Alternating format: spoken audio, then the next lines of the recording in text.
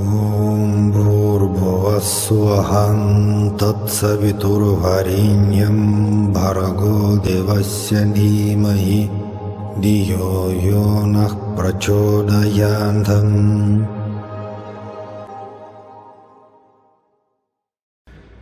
Salam everyone, so we continue our satsang, video satsangs on Sathya Sai philosophy. And again, so I keep in my hands on my favorite book, that's the Divine Discourses of Bhagavan Sri Sathya Sai Baba on Bhagavad Gita, 34 brilliant lectures that was came August and September 1984. And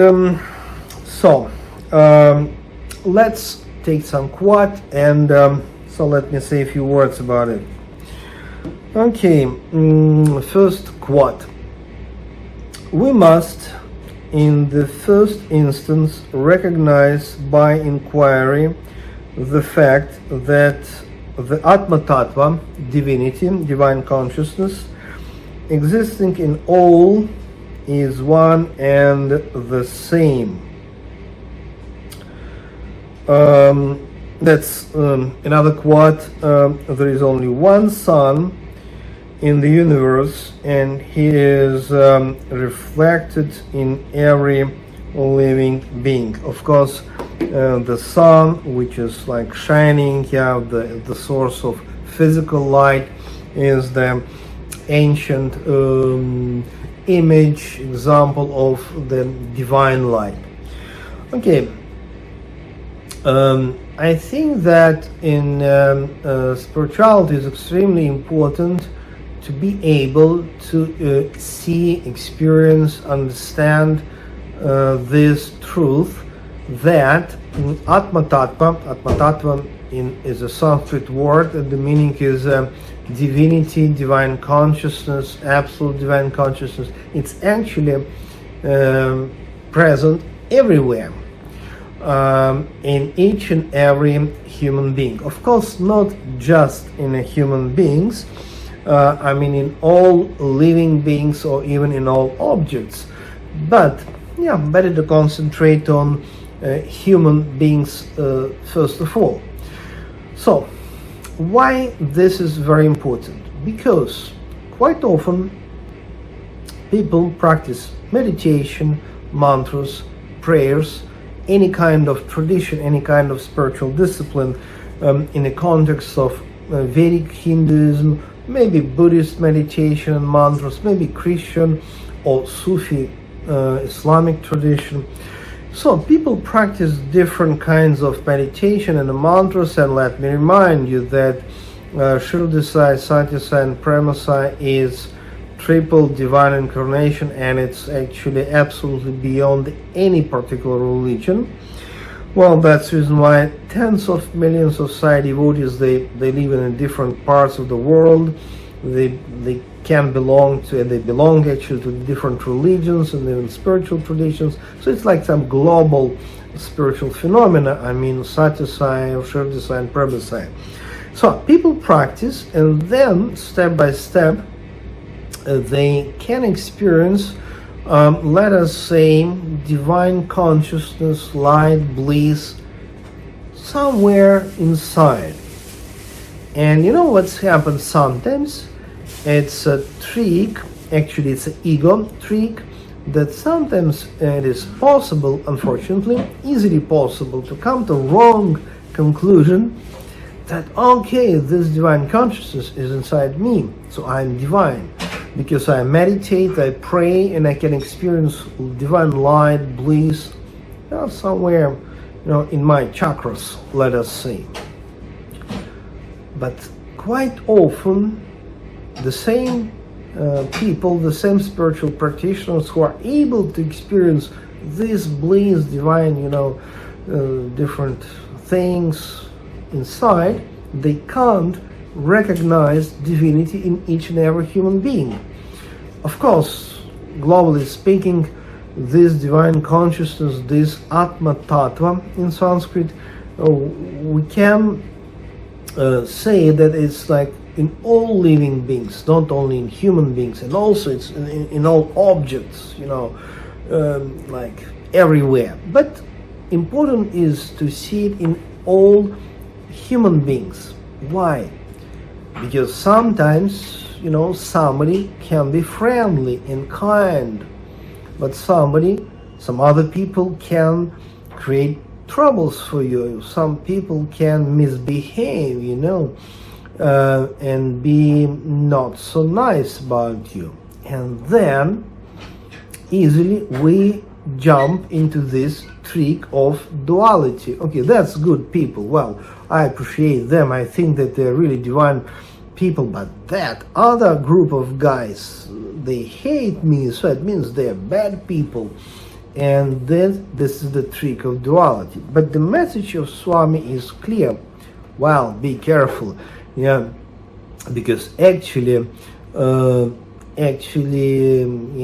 this Atma Tattva, absolute consciousness, is everywhere, including those people who likes you and those people who maybe hate you, those people who help you, support you, and those people who creating troubles in your life. And actually, that's the reason why we know that biggest teachers are actually not friends, but just an opposite, because it's easy to see good stuff, divine consciousness actually, in a good people, so-called good people. Because what does it mean, good people? Because they just help personally us, they're good for us. But so this is very important that on first level of meditation is to experience this divine light in your heart. But that's not the end of the story, because then you have to experience this divine light everywhere and in each and every individual. That's much greater level. And that's interesting that actually Swami tells us that to recognize this actually possible by inquiry. What does it mean, inquiry? It's not just like investigation, like journalists or whatever police officers do. No, inquiry means contemplation, meditation. And in Sanskrit we have one more very important word is Atma Vichara. Atma Vichara means self-inquiry. But how can we practice this self-inquiry? It's not through mind, it's not intellectual process, it's not like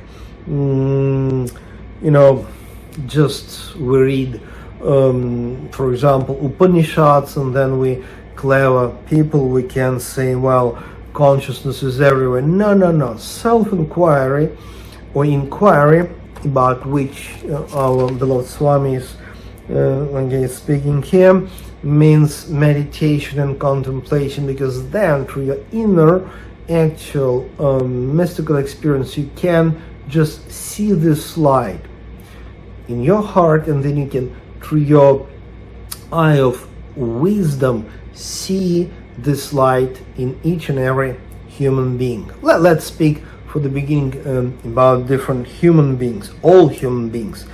And this example, like the sun shines equally on all. That's also quote from Swami.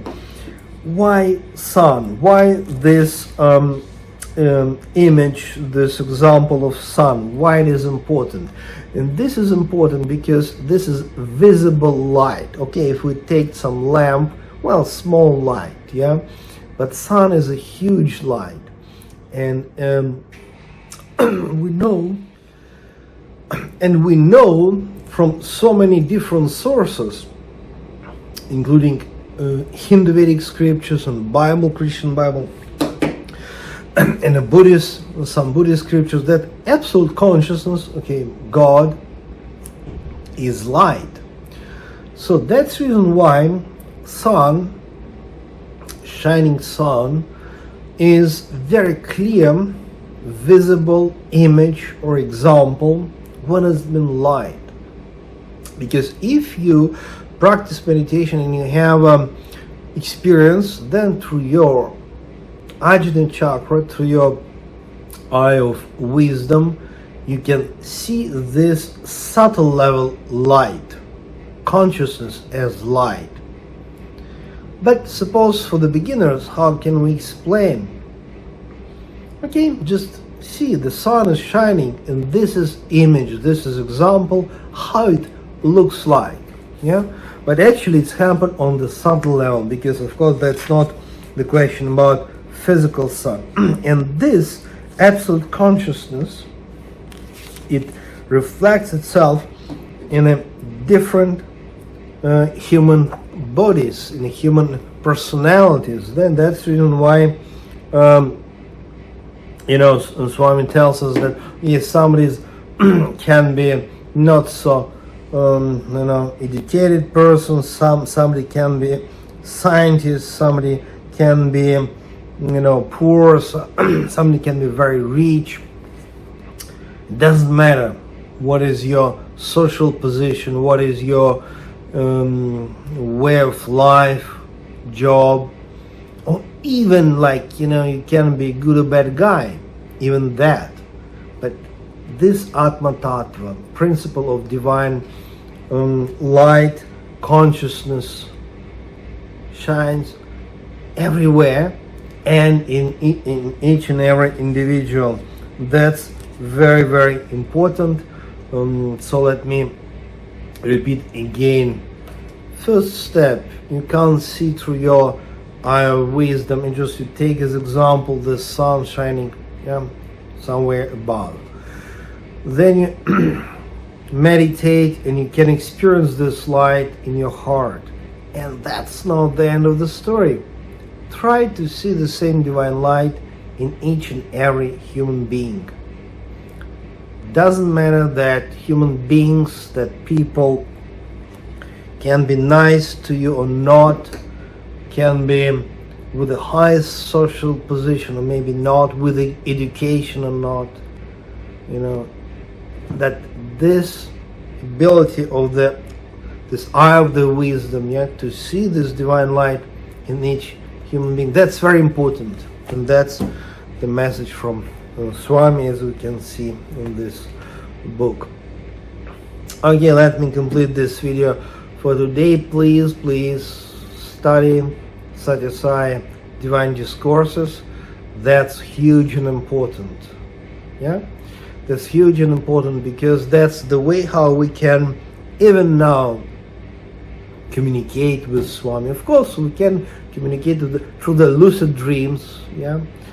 We can communicate with the Sathya Sai through the lucid mystical dreams. We can communicate just through the meditation or prayer, personal prayer, but also through the books. It's very powerful and very clear, because his books is just his message. Okay, Saram. See you next time.